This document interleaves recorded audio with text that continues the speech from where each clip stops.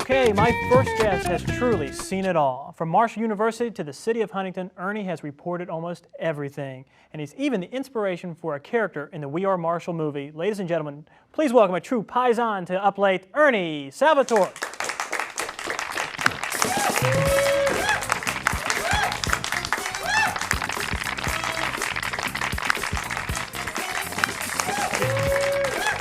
Get over here. Get away from that guy. Jerry, we talk. Calm down. Sit down, Ernie. I apologize for that. He gets a little crazy sometimes. Look like a guy you used to know. You naming names? No, never named names. A true Italian never names names. Never mention names. Ernie, thank you for coming on My the pleasure. show. I really appreciate that. Let's just start out. I mean, how long did you work for the Herald-Dispatch before you retired? 1948 to about 6 months ago. But you still write, though, every now and then, right? When I feel like it, yeah. So what do you usually like to cover? Do you like just sports, or do you go in and talk to the coaches? Do you talk about the games? What do you like to cover mainly? Well, I always look for the human element in what I'm writing about, not just football, all sports, because there's people in them. And also, you take a few stands once in a while to break down some barriers and so forth. And I always look for the human element in anything that happens, because the humans are involved. And I copied it, I have to admit, from some of the great writers I grew up reading up back east. Red Smith, Arthur Daly, people like that. And it worked pretty well. I enjoyed doing it. Now, you said from east, so you're not from around here. You're from... I'm from Connecticut. Connecticut. I grew up in New York. I was born in New York State, but I grew up in Connecticut. So how did you end up here in Huntington, West Virginia? Well, it was cheap. 1940, it was a depression. I couldn't afford to ride the train to New York to go to school. A lot of us couldn't. We didn't have any money. Our folks weren't working. And West Virginia, excuse me, got on a high school faculty up in Greenwich, Connecticut, was a big money town. And then these brochures from West Virginia colleges showed up with a bunch of others. And I was looking for a journalism place. I was captivated by and of course back then it was a little bit different. And we came across this thing from Marshall, because Marshall had played basketball over in Long Island a couple of months before that. And I looked at the prices, you know, out-of-state student, it was $100, $55 a semester in 1940 money. And to stay in a dormitory for $100 a semester. And I told my father, he says, I don't know where that place is, but that's where you're going, Ernie. But that's how it started. And several of us came down together. 2 other people from Greenwich came down with me.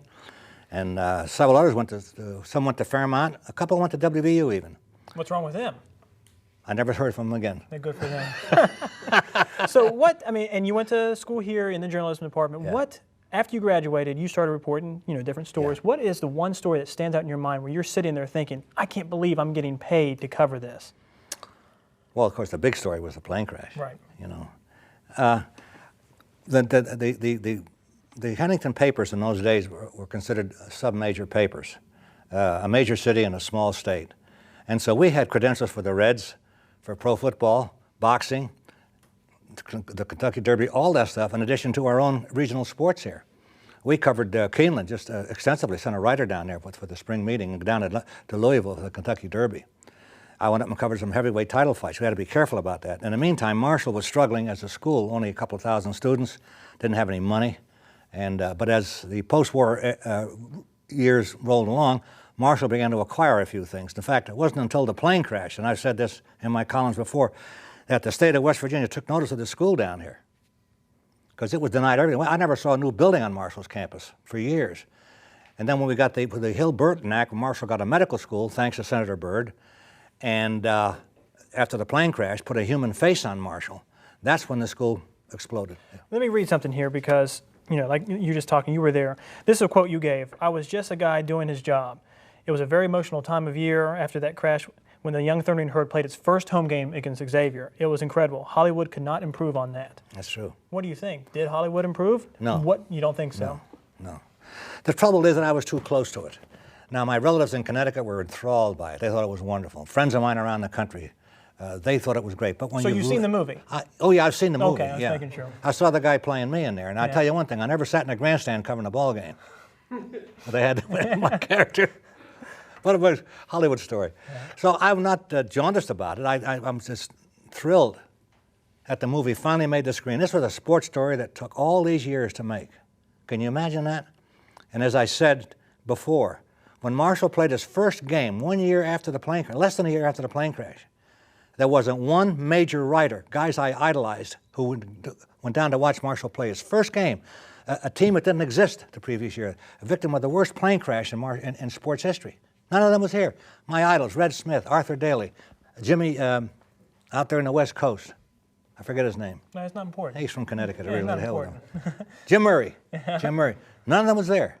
But you can imagine, I wrote this stuff, and I got some pretty nifty letters about it. I said, if this had been a major school, a Notre Dame, an Army, or Southern Cal or somebody having their first game, they'd have had issue press credentials to see this thing. Everybody wanted to see it. But little Marshall was totally neglected. There wasn't one major writer there. The only out-of-state writer there was Ritter Collette from the Dayton Daily News, whose father was our bureau chief in Ironton. Ritter had a very close connection with Marshall. Ira Burko of the New York Times, a guy from Chicago originally, after about a couple of weeks, he picked up the whole deal for the Times, and he was the first one to step forward. Ira came down here. I took him out to the plane crash site, or as close to it as I could get, to see it. And every year he was in touch with Nate Ruffin to see about the progress of the program here.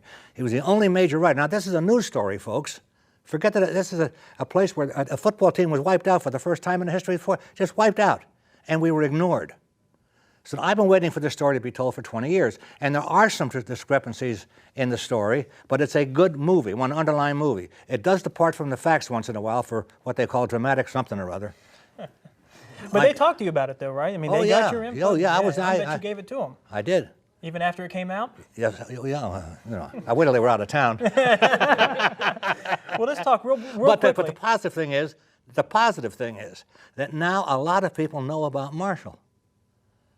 You know, that's a heck of a thing. They understand, they know, they're connecting Marshall with the plane crash, with what they should do, because this was a sports miracle down here, folks.